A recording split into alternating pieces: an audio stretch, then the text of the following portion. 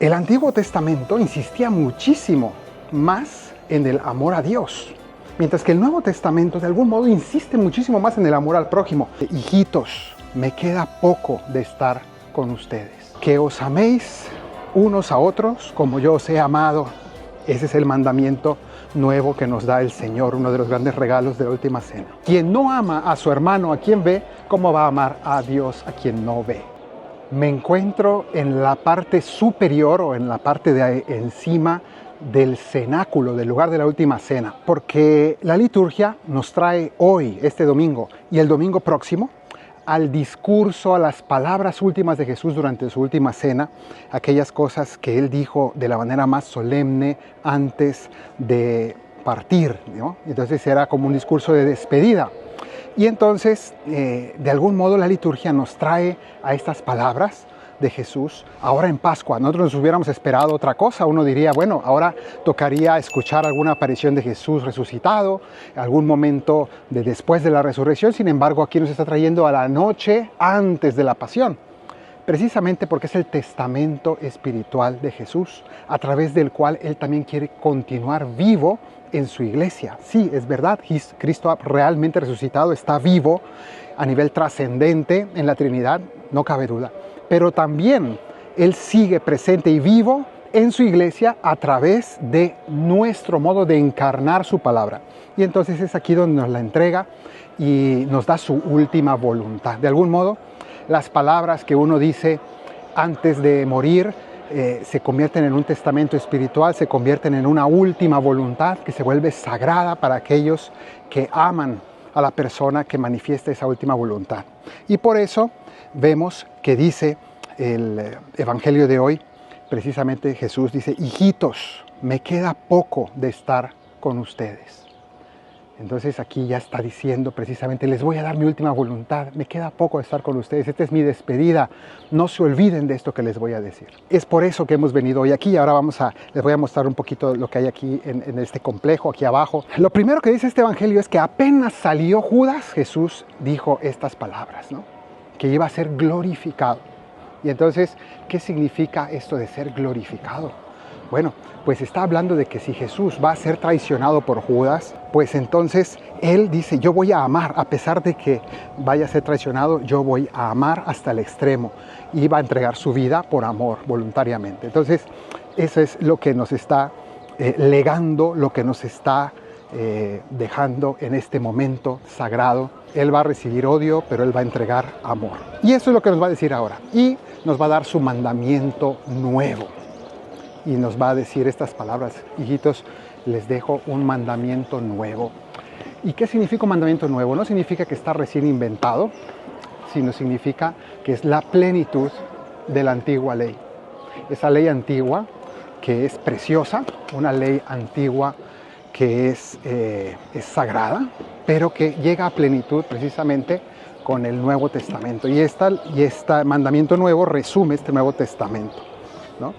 Que os améis unos a otros como yo os he amado. Ese es el mandamiento nuevo que nos da el Señor, uno de los grandes regalos de la última cena. El Antiguo Testamento insistía muchísimo más en el amor a Dios, mientras que el Nuevo Testamento de algún modo insiste muchísimo más en el amor al prójimo, porque en el fondo nos va a manifestar que no existe un verdadero amor a Dios si no se manifiesta en el amor al prójimo.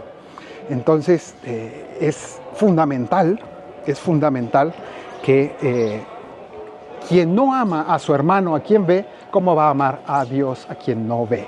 Eso nos lo va a decir San Juan después, ¿no? En el fondo es esto. Y entonces, de algún modo, el Nuevo Testamento nos va a estar insistiendo y nos va a estar constantemente profundizando en qué significa el amor al prójimo. Nos va a hablar del amor a los enemigos, nos va a hablar del perdón, nos va a hablar de la entrega de sí mismo por amor. Entonces, esto va a ser algo insistente y constante en el Nuevo Testamento. Y luego Cristo lo pondrá como un sello identitario. Y esto significa que, bueno, aquí en Tierra Santa se ve muy claramente esto. Vamos aquí adentro del cenáculo. Creo que acaba de salir un grupo grande y ahora está prácticamente casi vacío. Entonces, aquí Jesús dijo estas palabras y dijo que este va a ser su sello identitario. En esto conocerán todos que ustedes son mis discípulos, en que se aman unos a otros. Esto es interesante porque aquí en Jerusalén se ve mucho esto, ¿no?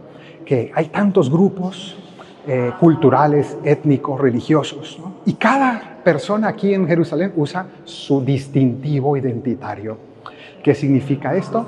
Significa que cada persona, pues eso, los judíos tienen sus maneras de vestir, los musulmanes tienen sus maneras de vestir, los cristianos, de algún modo también los clérigos sobre todo, ¿no? Llevamos nuestro distintivo clerical, pero también los cristianos llevan su cruz colgada muchas veces. De algún modo uno puede distinguir claramente esta persona de qué grupo es, de qué cultura es, de qué religión es. Y luego dentro de cada grupo hay un montón de variedades, ¿no? Culturales y étnicas. Entonces, un montón de tipos de judíos, de distintas agrupaciones, de distintas ideologías, con distintas vestimentas, sombreros, colores, que llevan la kipá, que llevan esto o aquello. Lo mismo entre los cristianos. Tenemos a los etíopes, tenemos a los greco-ortodoxos, tenemos los católicos de rito latino, tenemos los católicos de los maronitas del Líbano, ¿no? Tenemos así, etcétera, etcétera, ¿no? Y lo mismo con los musulmanes, ¿no? Vemos las mujeres musulmanas con cierto tipo de ropa, los musulmanes que vienen de un país de otro. Y entonces se ven unos distintivos, pero Jesús nos dice, yo quiero que tengan todos ustedes un distintivo más allá de estos. Uno mucho más bello y mucho más importante. Que por donde ustedes vayan, ustedes amen de verdad.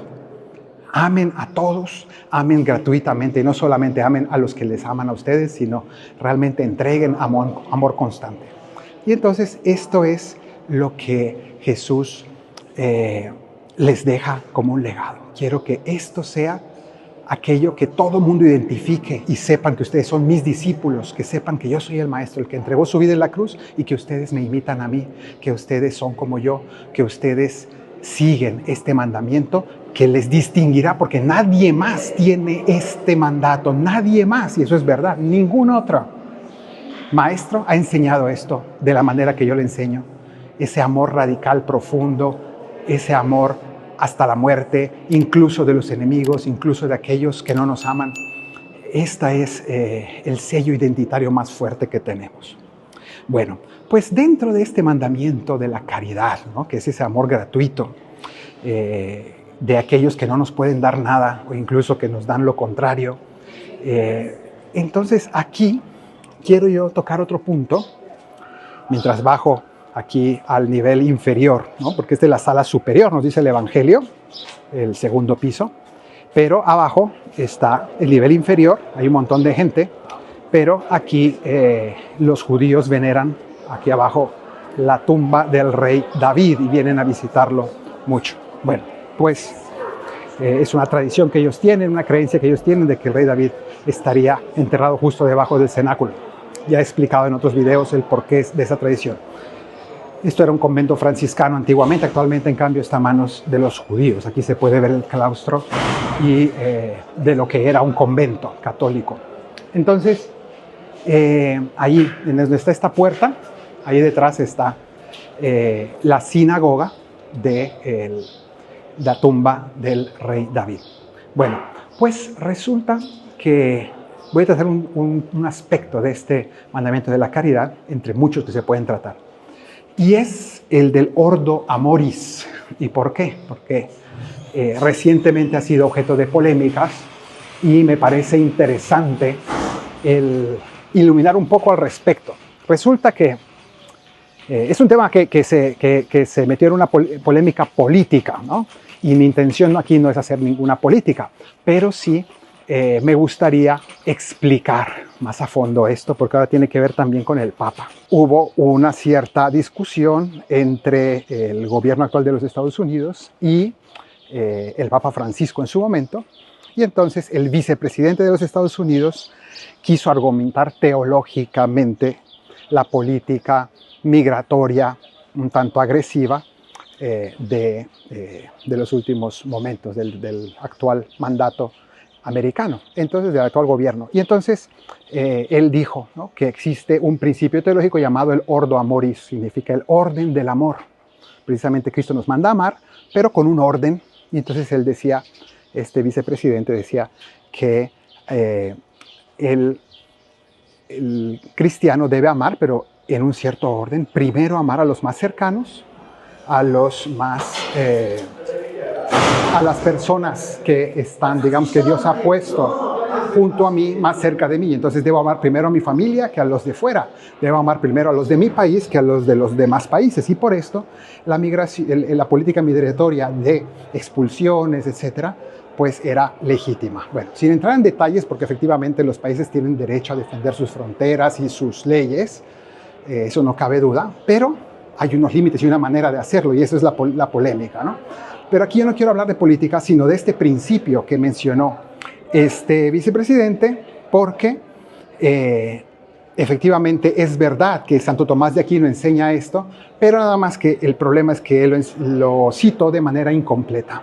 Entonces quisiera yo completarlo, porque precisamente hubo un cardenal que le respondió en Twitter a este político que intentó ser de teólogo. Y ese cardenal que le respondió resultó ser elegido papa la semana pasada, y fue el cardenal Prevost. Y entonces me parece interesante entrar en esto, porque Santo Tomás precisamente en la cuestión, en la segunda de su Suma Teológica, cuestión 26, si no me equivoco, habla de este orden del amor, pero menciona 3 principios, no solamente el principio de proximidad, que fue el que citó convenientemente este político, sino existen otros 2 principios más. Además de la proximidad, existe el principio de excelencia y sobre todo el principio de necesidad. ¿Qué quiere decir con esto? Que efectivamente la teología católica nos enseña de que hay que amar primero al cercano antes que al lejano. Es decir, yo no debo primero ayudar a los niños de África antes de ayudar a los niños de mi propio país, por decir algo, ¿no? O, dicho de otra manera, no debo ser luz de la calle y oscuridad de mi casa. Tratar muy bien a los de fuera, pero luego a los de mi propia familia tratarlos con la punta del pie, ¿no? Por ejemplo, eso es una absurdidad, pero eso ocurre muy frecuentemente, ¿no? No es fácil de ser buena persona con los de fuera, pero luego con los que Dios pone junto a mí, pues no los trato tan bien, ¿no? Y de algún modo eso es lo que quería usar esta persona al citarlo y decir, bueno, debo proteger a los de mi país y por eso yo puedo ponerme a expulsar mucha gente porque estoy defendiendo a mi país, ¿no? Entonces ahí habría mucho que decir, ¿no? Es muy simplista decirlo de esa manera, pero hay no solamente el principio de proximidad, amar a los más cercanos, a los míos, ¿no? Sino que también existe en el Ordo Amoris el principio de necesidad y se conjuga con el anterior. Y el principio de excelencia. El de excelencia significa que debo amar primero a aquellos que Dios ha puesto no solamente cerca de mí, sino a aquellos que ha puesto Dios por encima de mí, ¿no? Mis padres, las personas que Dios ha puesto al mando de mi comunidad, al mando de la iglesia, al mando de mi país. Pero el que me interesa a mí es el principio de necesidad. El principio de necesidad significa que yo debo amar antes a los más necesitados, más que a los menos necesitados. Y eso significa que también debo conjugarlo con lo anterior dicho. Eso significa que el que está más desesperado en sus necesidades tiene más derecho a mi ayuda y a mi amor que aquel que está menos necesitado. Y entonces la persona que está urgida tiene derecho a una ayuda extraordinaria, tiene derecho a mi consideración, tiene derecho a mi atención, ¿no?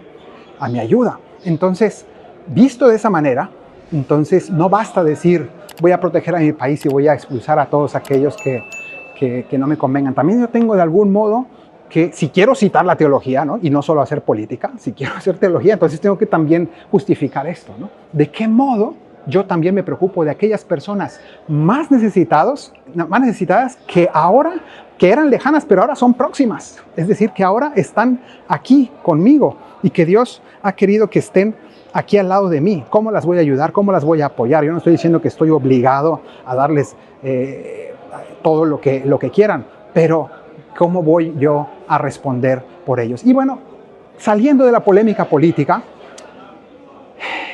vivámoslo nosotros también.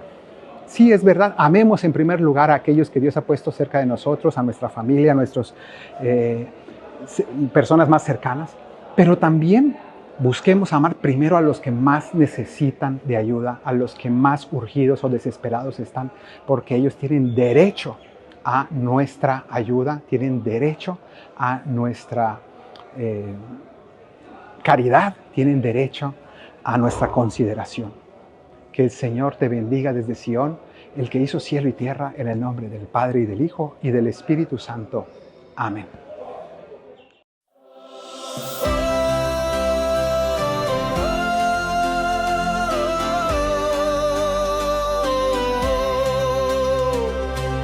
Este es el mandamiento que os doy de corazón, que como os amo yo, os deis amor eterno, así todos sabrán que soy vuestro maestro, si amáis hasta el extremo, viviendo en caridad. Qué bueno y qué gozoso es ver a los hermanos unidos y hermanados. Es perfume precioso donde hay amor concreto. Ahí está Dios presente, de corazón y mente. Amemos sin pretexto. Este es el mandamiento que os doy de corazón, que como os amo yo, os deis amor eterno, así todos sabrán que soy vuestro maestro, si amáis hasta el extremo, viviendo en caridad.